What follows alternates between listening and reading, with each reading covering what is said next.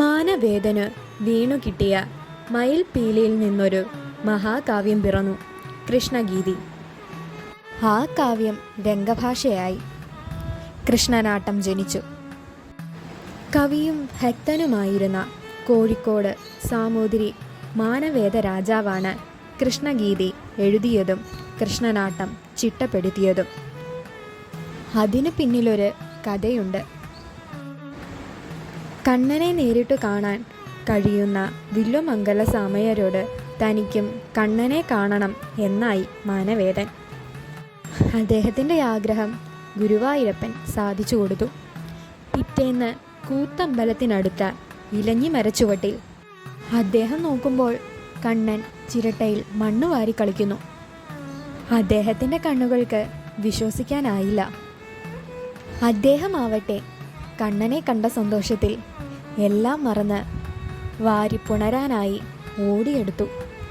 പക്ഷേ കണ്ണനാവട്ടെ ഒരു കള്ളച്ചിരിയോടെ അദ്ദേഹത്തോട് പറഞ്ഞു, "അത് പറഞ്ഞിട്ടില്ലല്ലോ" എന്നു പറഞ്ഞ് കണ്ണൻ ഓടി മറഞ്ഞു.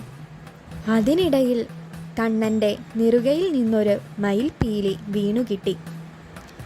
ആ ഓർമ്മയാണ് മഹത്തായ ഒരു മഹാകാവ്യം കലാരൂപമായി മാറിയത്.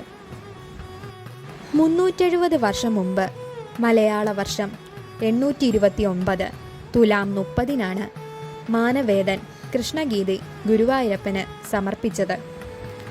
അതിനാൽ തുലാം 30 ദേവസം കൃഷ്ണഗീതി ദിനമായി ആഘോഷിക്കുന്നു. സാമൂതിരി രാജാവ് കൂടിയായിരുന്ന മാനവേദൻ ചിട്ടപ്പെടുത്തിയ കൃഷ്ണനാട്ടത്തെ സാമൂതിരി പരമ്പര സംരക്ഷിച്ചു. കൃഷ്ണനാട്ടത്തെ നിലനിർത്താൻ കുടിയാന്മാർ ഒരു പണം വീതം കൊടുക്കണമെന്ന വ്യവസ്ഥ പോലും ഉണ്ടായിരുന്നു. അഭ്യാസികളായിരുന്ന പടയാളികളായിരുന്നു അഭിനേതാക്കൾ.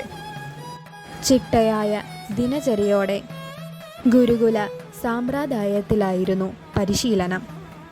3 മാസം കച്ചകെട്ടി ഉഴിച്ചിൽ, ചൊല്ലിയാട്ടം.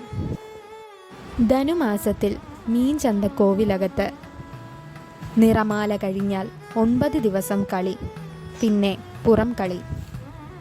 കാൽനടയായി കളിക്കോപ്പുകൾ നിറച്ച പെട്ടി തലയിലേറ്റി 60 കലാകാരന്മാരും 8-9 പെട്ടിക്കാരും പുറം കളിക്കായി പുറപ്പെടും. ക്ഷേത്രങ്ങൾ, അമ്പലവാസി ഭവനങ്ങൾ എന്നിവിടങ്ങളിലാണ് കളി. ഭക്ഷണം തയ്യാറാക്കാൻ ഒരാൾ കാണും. ചെല്ലുന്നിടത്ത് വസ്ത്രമലക്കാനും ആളെ ഏർപ്പാടാക്കും. ഒടുവിൽ ഗുരുവായൂരിലെത്തി ക്ഷേത്രത്തിൽ കളി അവതരിപ്പിക്കും. മാനവേദൻ്റെ സമാധി ഗുരുവായൂരിലാണ്.